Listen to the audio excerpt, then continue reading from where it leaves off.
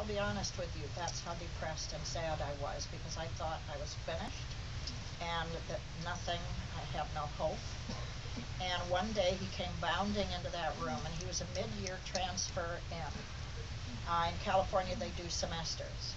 And he came in January, and he bounded into that room, and what I loved about him, he was tall and beautiful to look at, but he wore bright colors. I mean, he would have worn a shirt like this with a tie that just about jumped off his chest.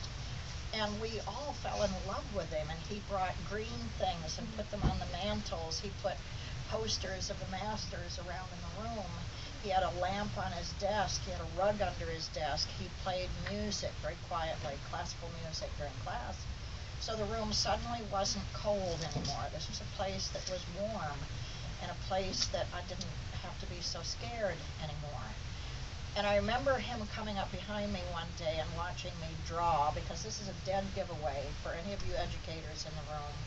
If you have a kid that is having trouble with reading and writing, they're usually going to excel in the arts, because one side of the brain is academic, the other is the arts. So I was in hyperdrive on the other side. So he admired it, and he must have noticed what was happening. Nobody else had, not because my teachers weren't talented, but I didn't want them to know what kind of trouble I was in. So I became adept at deceiving them. And I had a cadre of fellow students that helped me cheat, helped me get by. That's how I got all the way to my 14th year. At any rate, one day he asked me to stay after school to wash blackboards.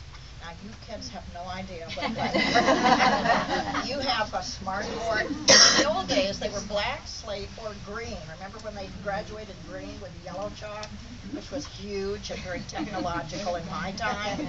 But you still had to wash them at the end of the day because they got covered with chalk dust. He asked me to stay after and help wash boards, and this was an honor, because I was going to be able to be alone with Mr. Felker. And what's sad is today, under the new rules, no male teacher is allowed to be left alone with a female student. What a tragedy, because we weren't bound by these rules and constraints in those days. At any rate, I came in with my little bucket and my little sponge.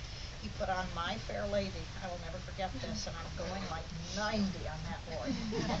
And he asked me to make letters and numbers with a sponge, and I guess moving from a surface like this to a surface like this and doing it huge, the code showed up almost immediately.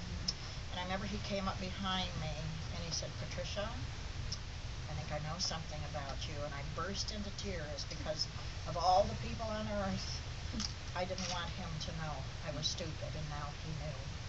And in my family, remember, reading was such an honor and such an amazing thing to look forward to.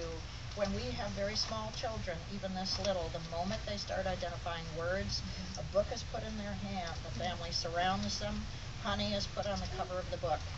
The child is asked to taste, and when they do, the family says, "What does it taste like?" And the kid says, "Well, this is sweet," and they say, "But so is knowledge. But knowledge is like the bee that made this honey. You're going to have to chase it through the pages of a book." So that was the promise that never came. So I'm crying, and I wanted to run. He came up behind me and put his hand in the center of my back.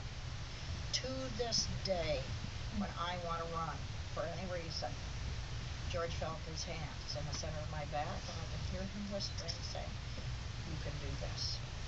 So he knelt to a knee next to me and he said, "Patricia, you've fooled all of us all these years. Now somebody who can do that is pretty smart." He says, "You have something that has a name. I can't help you because I don't know how to diagnose it, but I have a friend who can." You know, I love the books where I've done drawings of family members who are no longer living, and I can look in their faces and they're alive again. And when kids look at them, they bring them back. That makes me feel good. Here's books that are on the horizon. The Blessing Cup. I've written a book coming out in the fall called Bully, and it is about cyberbullying among girls. It's not necessarily for small children, although maybe it's happening to small kids in your community, but this is about 6th grade, I'd say, 5th and 6th grade. After that, I've just finished a slight story of Clara Barton. Believe it or not, I'm related to her by marriage.